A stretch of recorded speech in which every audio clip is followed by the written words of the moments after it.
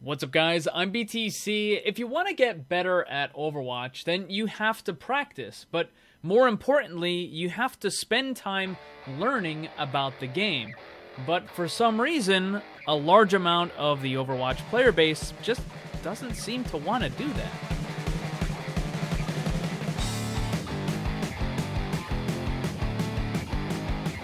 I want this video to be a bit of a wake-up call, so if you know someone that fits the things I'm about to describe, make sure you share this video with them. I've been making Overwatch videos for a while, and often I will talk about certain topics or explain how an ability or an interaction works. But then in the comment section of that video, I'll get all kinds of people that are trying to correct me and tell me what I said was wrong. To clarify, this isn't stuff that's opinion, this is objectively true, verifiable stuff that you can show and demonstrate in-game. A good example of this was recently in a video I talked about Bastion and his Ironclad ability. A while back, Blizzard added a new passive for Bastion and it's called Ironclad. It increases his damage resistance when he's in Sentry or Tank form. However, in the video, I was flooded with comments that looked just like this. There was also a bunch more that were more towards the insulting side of things as well, but the general idea was that none of those people had ever even heard of Bastion's Ironclad, and they thought I was dumb for mentioning it and getting it wrong. Now, it's true that Torbjorn does have an Ironclad skin, in fact, here's what it looks like, but the only character with an actual Ironclad ability is Bastion. And I thought to myself, how did these people not know this? And I'm not pointing this stuff out because, oh, ha ha ha, they don't know as much as I do. I'm pointing it out because this is stuff that people should know. And I'm not talking about obscure little tiny interactions that almost never occur. I'm talking about basic stuff that is applicable to almost every single match. This is stuff that every player should know, and yet there are still players who believe that the defense category heroes should only be played on defense, and that offense category heroes should only be played on offense.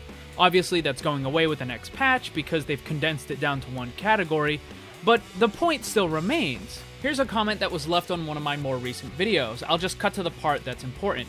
It says, I remember once playing with a guy who had just hit gold rank and was 5-star bronze portrait who didn't know that Zen wasn't a main healer and thought his ultimate had no use. Guys, Zenyatta's ultimate Transcendence is and always has been one of the best ultimates in the entire game. He's also the most picked support for high-skill players.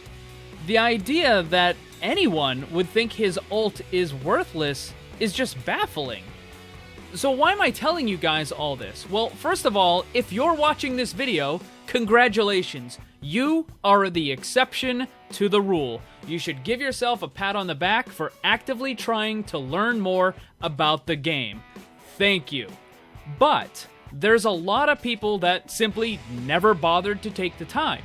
They play hour after hour after hour, and they wonder why they're not ever able to rank up or why they consistently have the same problems again and again. It's because their gameplay is essentially on autopilot. They make the same mistakes repeatedly and never learn. They continue to play characters into bad situations where they're being heavily countered. They don't bother to learn the best use of abilities or strategies. They don't bother to learn about correct positioning or correct play. I have played a tremendous amount of other competitive games in my life, and never before have I ever seen a player base that seems to just outright refuse to take the time to learn about the very game that they are playing. It's not just high-ranked players that need to know all about this stuff. Every player who wants to play on the competitive ladder in a more competitive setting should be trying to learn more. Now, if your only interest is quick play in the arcade, then it kind of doesn't really apply to you because obviously it's just casual play for fun. But if you are trying to improve, to be better, and to rank up, you have to spend time learning stuff. Let me give you a quick comparison. In CSGO, even the lowest ranked players in the entire game know a large amount of the callouts for all the different maps. They may not know all of the callouts, but they know the important ones. They also know at least a couple of the smoke throws. Again, maybe not all of them, and maybe not the most optimal ones, but they still know some of them. Compare that with Overwatch players. When was the last time you heard someone using callouts? And I'm not talking about a general, oh, he's to your right kind of thing. I'm talking about accurate, map-specific callouts. I'm willing to bet most of you have never even heard them, not even once. How many players don't know the difference between a main tank and an off tank? Or a main healer and an off healer? Or, for that matter, what kind of healing can even go through barriers? I remember seeing some of the first matches in the Overwatch League, and after a fight was over, someone would just jump off the edge of the map and die. The chat was flooded with comments laughing at the player as if he had made some sort of big mistake or fallen off on accident. Those people had absolutely no idea that it was done on purpose, so that the player could reset with the rest of his team. That's an effective strategy, and it was completely lost on them. The reason why I'm making this video isn't just to complain that players don't know enough.